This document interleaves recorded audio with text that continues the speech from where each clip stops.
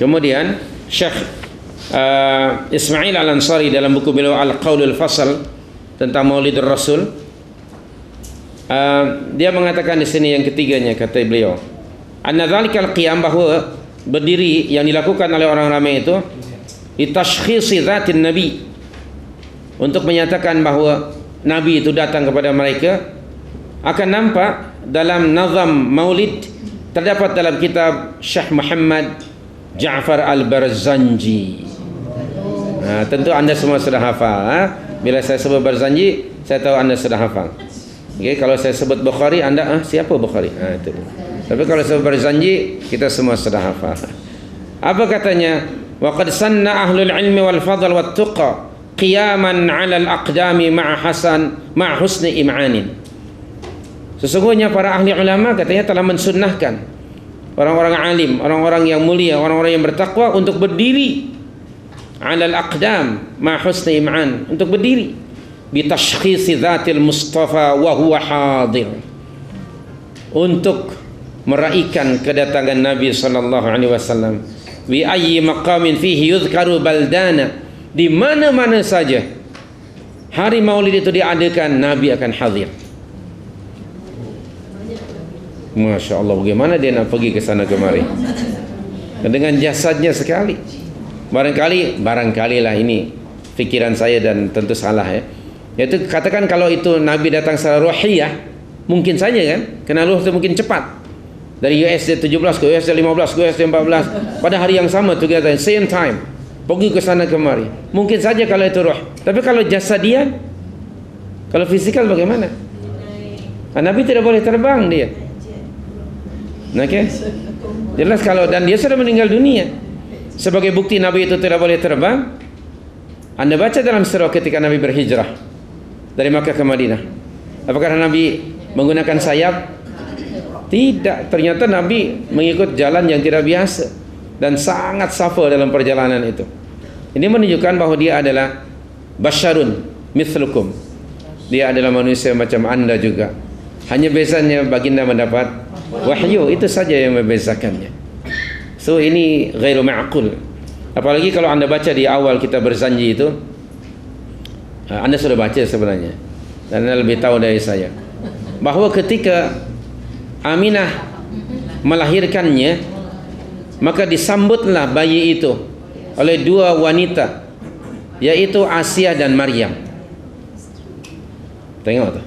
Coba kita tanya kepada Syekh Barzanji, how do you know? Apa buktinya? Padahal Maryam dan Asia itu sudah meninggal dunia entah berapa ratus tahun. Kalau katalah dia ruhnya, macam mana dia boleh nampak ruh dia? Tapi saya pernah membacanya. Kami di kampung kami kalau tak hafal itu, rasanya tak akan dijadikan menantu sama orang. Pada ketika itu, attirallahumma qabrahu, Allah, dengan suaranya kalah Mawi pun ya, kalau saya boleh buat tu. Karena Mawi pun selalu mengatakan seperti itu. Itu hanya sekedar I follow blindly pada apa yang diajarkan oleh orang tua. Dan kami semua meraihkan berdiri kena meyakini bahawa baginda sallallahu alaihi wasallam itu datang. Itu satu i'tiqad yang fasid. Okay? Dan antara lain ini yang ditulis dalam buku Muhammad bin Alawi Al-Maliki, dan buku ini sudah ada di Malaysia dan diterjemahkan. Sudah ada buku ini oleh Syekh Muhammad Ali Al-Maliki, yang tentu saja dia pendukung Maulid Nabi. Dan saya masih ingat ketika kami masih pelajar di sana pun, dialah satu-satunya orang di mamlakah yang mengadakannya. Tetapi semua yang mengikutnya kebanyakannya adalah Jawiyun atau orang-orang dari sinilah, dari kita, dari Nusantara. Itu Syekh Muhammad bin Alawi Al-Maliki. Dan adalah murid-muridnya juga datang ke Nusantara, termasuk ke USJ 17 pun ada. Okey, datang ke sini. USJ berapa? 9 ke atau 17 saya tak pasti. Kalau sebut Al-Maliki, Al-Maliki itu huwa minhum. Ya. Di sana dia tak diharamkan buka kelas.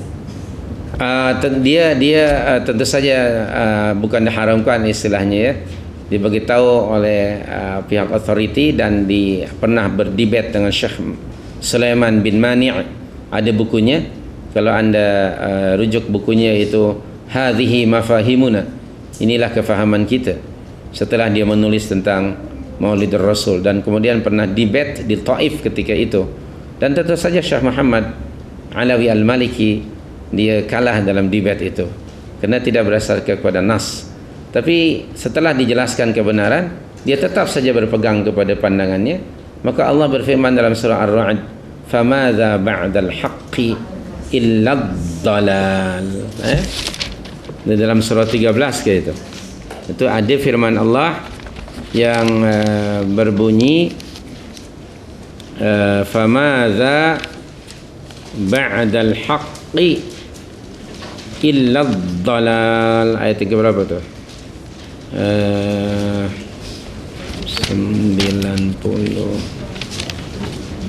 surah 13 yang pastinya. Ayatnya di hujung ayat, famadza ba'dal haqqi illa ad-dalal. Ya. Surah yang ke-13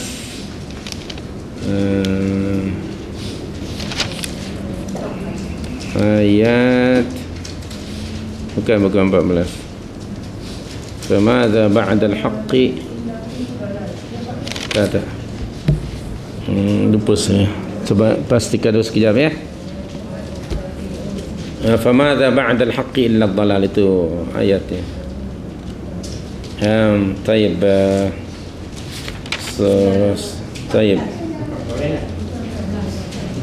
itu 14 tu, wa ma du'aul kafirin illa fi dhalal. Sekejap. Famadza ba'dal haqqi illa dhalal, ataupun bukan surah itu ke? Saya ingat 13 itu, tapi tak ada 13. Allahumma shalli ala Muhammad. Sorry, bukan surah 13, minta maaf. Surah 10 ayat 32. Surah 10 ayat 32. Tayyib, surah 10 ayat 32. Famadza ba'dal haqqi illa ad-dhalal. Jadi sudah dijelaskan, ada debat, tulis buku, tapi kan ada jenis manusia yang tetap disebut inad. Inadun maknanya degil. Dia berbuat begitu zulman wa uluwa, kena zalim dan sombong, meninggi diri. Akan ada sejenis orang seperti itu.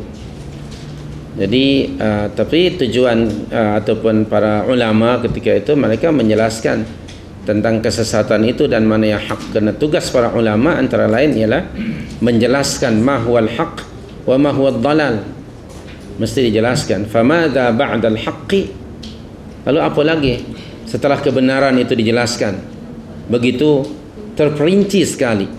Tapi ia tetap juga berpegang dengan pandangan yang salah. Selepas hak dijelaskan, ia tetap berpegang pada pandangannya. Apa yang dia pegang? Illa dhalal, kecualilah kesesatan.